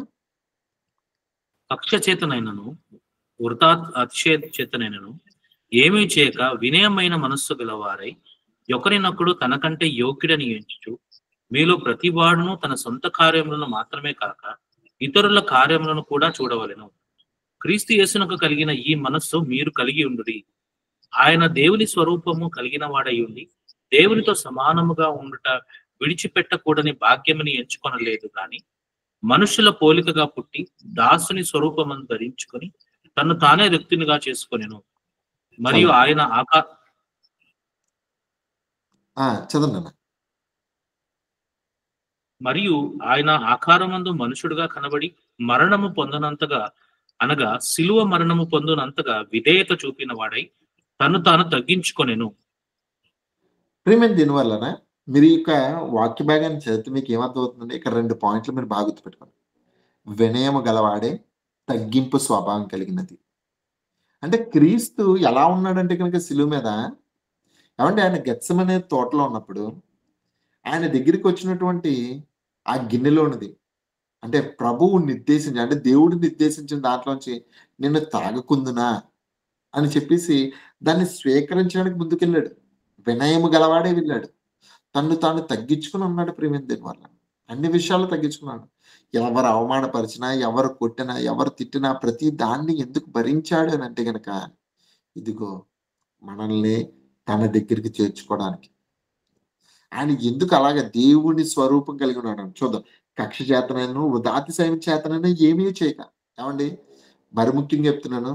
మన సంఘంలో ఎంతమందితోనో కక్ష చేతనైనను, వృథాతిశయం చేతను ఏది చేయొద్దు.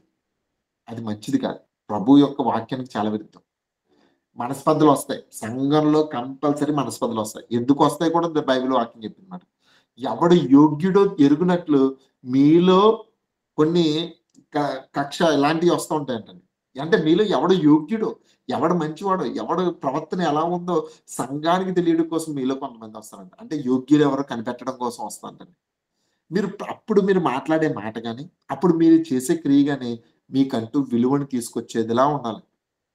అందుకని ఎవడి చేతనైనా నువ్వు కక్ష చేత గాని, వృథాశయం గాని ఏది చేయక వినయ మనసు గలవాడు ఒకడినొకడు తనకంటే యోగ్యుడిగా ఎంచుకోవాలి. ఒకడికంటే ఒకడు యోగ్యుడిగా ఎంచుకోవాలంట. ఇప్పుడు నేనున్నాను. సురేష్ అన్నాడు. నాకంటే సురేష్ అన్న పోలన్న ఉన్నాడు. నాకన్నా పోలన్న గారు యోగ్యులు. అని ఒకరికొకరు ఇచ్చుకోవాలి. అందరిలోనూ పాజిటివ్‌లు ఉండవు ప్రియమైన వాళ్ళారా. అందరిలోనూ నెగెటివ్‌లు ఉండవు. ఈ పాయింట్ గుర్తుపెట్టుకో. ఇప్పుడు నేను వాక్యం చెప్పకపోవచ్చు. ఇంకొకళ్ళు వాక్యం చెప్పొచ్చు. నేను వాక్యం చెప్పలేనంత మాత్రాన ఉదాహరణకి నేను వాక్యం చెప్పలేనంత మాత్రాన నాలో ఏ మంచి క్వాలిటీ లేదని నువ్వు జడ్జ్ చేయకు. You don't judge me. I may be best in other part. అంటే వేరే వాటి విషయంలో ఐ మే బి గుడ్. ఇప్పుడు ఆయన వాక్యం చెప్పారు. ఇంకో విషయంలో ఉండకపోవచ్చు. అన్ని విషయాల్లో బాగా ఉండాలనే కోరుకోలేదు. అప్పుడు ఏం చేయాలి? ఒరేయ్! వాక్యం చెప్పపోతేనేమో నీ చర్చ్ కార్యక్రమాలు ఎంత బా చేస్తారు. ఒరేయ్! చూడు వాక్యం చెప్పి లీడింగ్ ఎంత బా చేస్తారు. చూడండి పాటలు ఎంత బా పాడతారు. చూడండి పలానా కార్యక్రమాలకి ఎంత బా చేస్తారు. అందరిని కలుపుకోవడంలో ఎంత బావుంటారు. మంచి సలహా ఇవ్వడంలో ఎంత బావుంటారు. అంటే ఒక్కదాన్ని పట్టించి we are so quick to judge అలా ఉండొద్దు. Don't be quick to judge.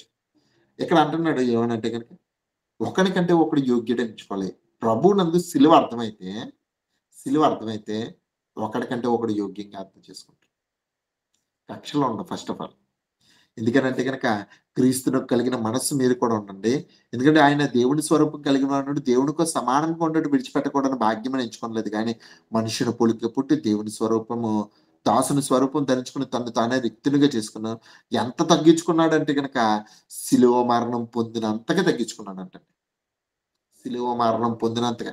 అంటే అంత బలహీనుడి కింద చేసుకున్నాడు. ఎందుకు చేసుకున్నాడు అనంటే గనక, ఇదిగో తన్ను తాను తగ్గించుకున్నాడు.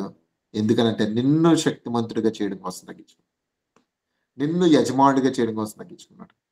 నిన్ను లోకానికి గొప్పగా చూపించడం కోసం ఆయన తగ్గించుకున్నాడు. అందుకనే నువ్వు ఎలా ఉండాలి? ప్రభువుని అనుసరిస్తున్నావు. సిలువను చూస్తున్నప్పుడు నిన్ను నువ్వు తగ్గించుకునే స్వభావం ఉండాలి. దైవ సేవకులు చెప్తూ ఉంటారు. ఆయన అలా చెప్తానే ఉంటారు. మనం ఇలా చేస్తానే ఉంటాం. ఎప్పుడైనా సరే మనకు అనిపించిందా? యెస్. ఆయన మన మంచి కోసమే చెప్తున్నాడు కదా! అని చెప్పేసని ఏనాడన్నా ఆలోచన వచ్చిందా? If you have that thought అంటే నా క్షేమం కోసమే దేవుడికి గౌరవం ఇవ్వడం వల్ల, దేవునికి మర్యాద ఇవ్వడం వల్ల, పలానా టైంకి నేను వెళ్ళడం వల్ల మీకు ఏదన్నా ఇబ్బందికరంగా ఉందనుకో మీరు చెప్పాలొచ్చి. దైవ సేవకులతో సజెషన్స్ బాక్స్ అని ఉంటుంది కదా మన చర్చిలోని. సజెషన్స్ బాక్స్‌లో యూ షుడ్ రైట్ సంథింగ్. నీ ఒపీనియన్ ఎలా ఉందో రాయొచ్చు కదా! ఏమి చేయకుండా ఇట్స్ కాల్డ్ డిసోబీడియన్స్ మాట. మన అథారిటీకి మనం ఏం చేస్తున్నాం? డిసోబీడియన్స్ చేస్తున్నాం. You should have to be very expressive. అదే అలాగా ఉండాలి. ఇక్కడ యోగ్యుడిగా ఎంచబడాలంటే గనక కృతాతిశయం కక్షలేమొద్దు. బ్యాక్ టాక్స్ ఏమొద్దు. ఆయన అంత స్ట్రెయిట్ ఫార్వర్డ్ చెప్తున్నారు. మనం అంత స్ట్రెయిట్ ఫార్వర్డ్‌గా ఇది చెప్పాలి. అది సంఘానికి క్షేమకరం ప్రియమైన వారలారా.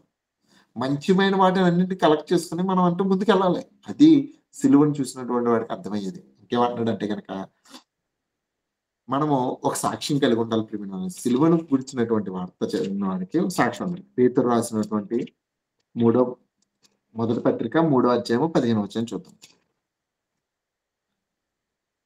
సాక్ష్యం ఉండాలి. ఏంటా సాక్ష్యం అంటే సంఘాల్లోకి వచ్చినటువంటి వాడికి సిలువ అర్థమైన వాడికి ఉండే సాక్ష్యం. ఏంటంటే గనక పేతురు రాసినటువంటి మొదటి పత్రిక 3వ అధ్యాయము 15వ వచనం. నిర్మలమైన మనస్సాక్షి కలిగిన వారు. నిర్మలమైన మనస్సాక్షి అంటే నిర్మలమైన మనస్సాక్షి అంటే ఏంటి? వేషధారతనం. అంతే కదా! నిర్మలమైన మనస్సాక్షి అంటే కుట్రలు, కుతంత్రాలు కలగడం. అయితే లోపల లోపల తిట్టుకుంటూ పైపైన నవ్వుతుండడం. అది నిర్మలమైన మనస్సాక్షా? కాదు. నిర్మలమైన మనస్సాక్షి కలిగిన వారే మీలో ఉన్న నిరీక్షణ గూర్చి హేతువడుగు ప్రతి వాడికోను సాత్వికంతో సమాధానము చెప్పుచు. హేతువడుగు ప్రతి వానికి సాత్వికంతోను, భయముతోను సమాధానం చెప్పుచు ఎల్లప్పుడూ సిద్ధంగుండి మీ హృదయమునందు క్రీస్తును ప్రభువుగా ప్రతీక్షించుడి. ఇది చాలా ఇంపార్టెంట్. నువ్వు ఎలా రక్షణ పొందావు అన్నది ఒక సాక్ష్యం కింద లోకానికి ఉండాలి ప్రియమైన వారలారా. నేను ఎప్పటికి చెప్తూ ఉంటాను. మనం నెక్స్ట్ తరానికి దేవుడిని పరిచయం చేయాలి అనంటే గనక మనకంటూ ఒక సాక్ష్యం ఉండాలి ప్రభునందు. ఆ సాక్ష్యమే అనేక మందిని ప్రభు దగ్గరికి తీసుకొచ్చేదిలా ఉంటుందంట. గొడవ పెట్టుకోవద్దు.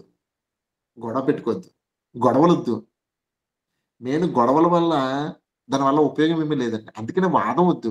నువ్వు చెప్పాలనుకుని చెప్పు. వాడు యాక్సెప్ట్ చేస్తాడా చేయడా అన్నది వదిలేసేయి. నువ్వు ఒక సందేశం ఇవ్వడం మాత్రమే నీ యొక్క పని. పౌలు గారు పౌలు గారు చెరసాలలోనికి వెళ్తున్నప్పుడండి ఆయన ఒక పెద్ద మెసేజ్ ఇచ్చాడన్నమాట. రోమియా రోమా సైనికులు ఆయన పట్టుకొని వెళ్ళిపోతున్నప్పుడు ఆయన ఒక పెద్ద మెసేజ్ ఇచ్చాడు. మెసేజ్ చెప్పిన అందరూ నమ్మారా అంటే గనుక అందరూ నమ్మలేదు. కొంతమందే నమ్మారు. నమ్మిన వారు ప్రభువుని వెంబడించారు. నువ్వు కూడా ఒక మెసేజ్ ఇవ్వడమే. లోకానికి నీ ఎక్స్‌పీరియన్స్ ప్రభువునందు ఉన్నటువంటి ఎక్స్‌పీరియన్స్ నువ్వు చెప్పావనుకోండి. నమ్మేవాడు నమ్ముతాడు అందరూ నమ్మరా అంటే గనక కొంతమంది నమ్ముతారు. అందుకనే లోకానికి ఒక సాక్ష్యాన్ని విడిచిపెట్టేవాడిగా సిలువను వెంబడిస్తున్నవాడు ఉండాలి. గొడవలు పెట్టుకోవద్దు. గొడవల వల్ల ఉపయోగం ఏమీ లేదండి. గొడవల వల్ల ఉపయోగం ఏమీ లేదు. అందుకనే భయముతోనూ, సాత్వికముతోనూ సమాధానం చెప్పుచు ఎల్లప్పుడూ సిద్ధంగా ఉండి, మీ హృదయంలో ఎందుకు క్రీస్తును ప్రభువుగా ప్రతిష్ఠించుకోండి. అప్పుడు మీరు దేనిని గూర్చి దుర్మార్గులను దూషించబడుదురో, దాని విషయమై క్రీస్తునందున మీ సత్ప్రవర్తన వలన అపనింద చేయువారు సిగ్గుపడుదురు.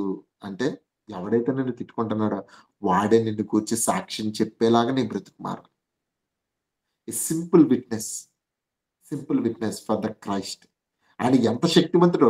నన్ను మార్చింది ఏదన్నా ఉందంటే గనక, నా స్వభావాన్ని మార్చింది ఏదన్నా ఉందంటే గనక అది ప్రభువే అని ఒక సాక్ష్యంలో బయటికి వెళ్ళాలి. ఆ సాక్ష్యం చాలా గొప్పదిగా ఉంటది ప్రియమైన వాళ్ళారా. అది మార్చింది ఏంటంటే గనక సిలువ మీద ఉన్నటువంటి నా క్రీస్తే నన్ను మార్చాడు అన్నది చాలా గొప్పగా ఉంటది. అది వెళ్ళాలి. సిలువను చూస్తే సిలువను ఫాలో అవుతున్న వారిలో ఉండవలసినటువంటి సెకండ్ యాట్రిబ్యూట్ ఏదన్నా ఉందంటే గనక నీ మార్పు అదొక సాక్ష్యంగా లోకానికి వెళ్ళడం. చివరిగా చూసుకుందాం అండి. కొరింథీయులకు రాసినటువంటి మొదటి పత్రిక 3వ అధ్యాయం 11వ వచనం. వేయబడినది తప్ప మరి యొక్క పునాది ఎవడును వేయనేరడు. ఈ పునాది యేసుక్రీస్తే. ఎవడైనను ఈ పునాది మీద బంగారము, వెండి, వెలగల రాళ్ళు, కర్ర, గట్టి, కొయ్యకాలు మొదలైన వాటితో కట్టిన ఎడల వాని వాని పని కనబడును. ఆ దినము దానిని తేటపరచును. అది అగ్ని చేత బయలుపరచబడును. మరియు వాని వాని పని ఎట్టిదో దానిని అగ్నియే పరీక్షించును. పునాది మీద ఒకడు కట్టిన పని. ఇక్కడ చూసినట్లయితే గనక ఇప్పుడు ఈ మనం అందరం ఉన్నాం ఇక్కడ క్లాస్‌లో. ఈ ఆన్‌లైన్‌లో మనందరం ఉన్నాం. మీ అందరికీ కామన్ విషయం ఏంటండి? యేసుక్రీస్తు వారే. మనం అందరం ఎవరి ద్వారా కట్టబడుతున్నాం? యేసుక్రీస్తు వారి ద్వారా కట్టబడుతున్నాం. మనందరికీ కామన్‌ది ఏంటి? యేసుక్రీస్తు వారు. ఇప్పుడు మనందరికీ కామన్ అయినటువంటి యేసుక్రీస్తు వారిని బట్టించి మనం ఎలా ఉండాలి? కలిసి ఉండాలి.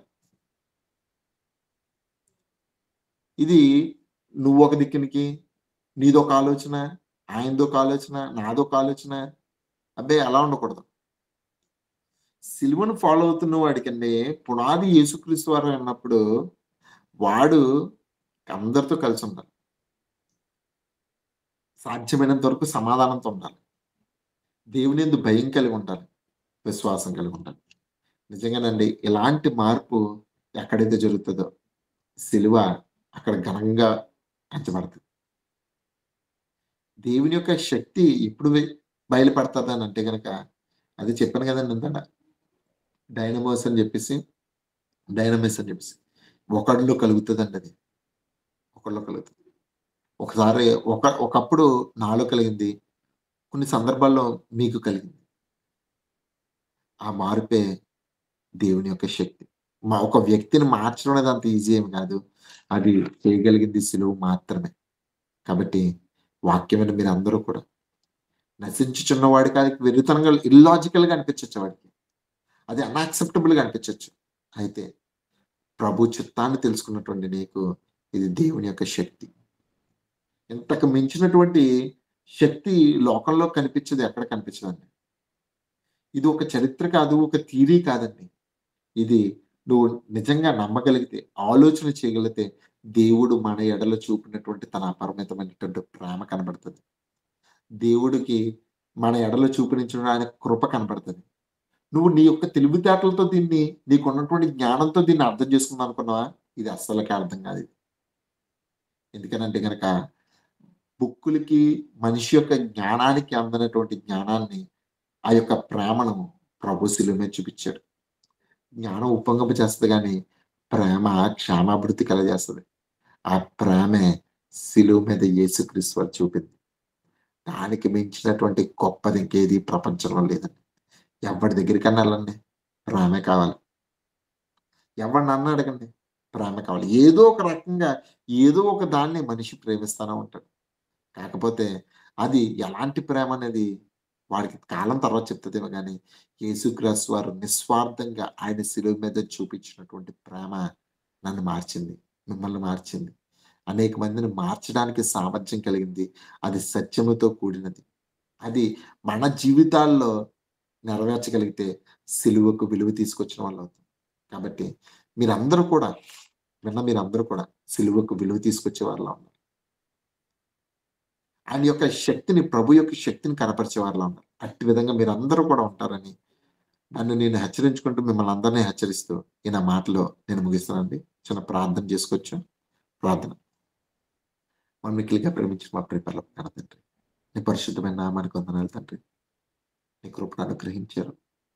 నీ బిడ్డలకి తండ్రి, క్రీస్తు వారి సిలువ మీద పడినటువంటి ఆ యొక్క త్యాగము లోకానికైతే బలహీనంగా ఉంది కానీ తండ్రి, అది మీరు మా ఎడలో చూపించినటువంటి ఒక గొప్ప శక్తిగా, మూర్ఖులని తండ్రి, అంధకారం కలిగిన వారిని వెలుగుమయంలోనికి, మూర్ఖుల్ని జ్ఞానులుగా, అవివేకులు వివేకులుగా మార్చిందన్నటువంటి విషయాన్ని మేము అర్థం చేసుకున్నాం తండ్రి.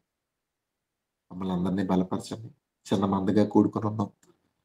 వీళ్ళందరినీ కూడా తండ్రి నీ చేతికి అప్పగిస్తున్నాం తండ్రి. సిలువ యొక్క విలువ తీసుకొచ్చే వారిగా వారందరినీ మార్చమని వేడుకొచ్చున్నాం తండ్రి. నీ దాసుడు కొట్టేవాడు తండ్రి.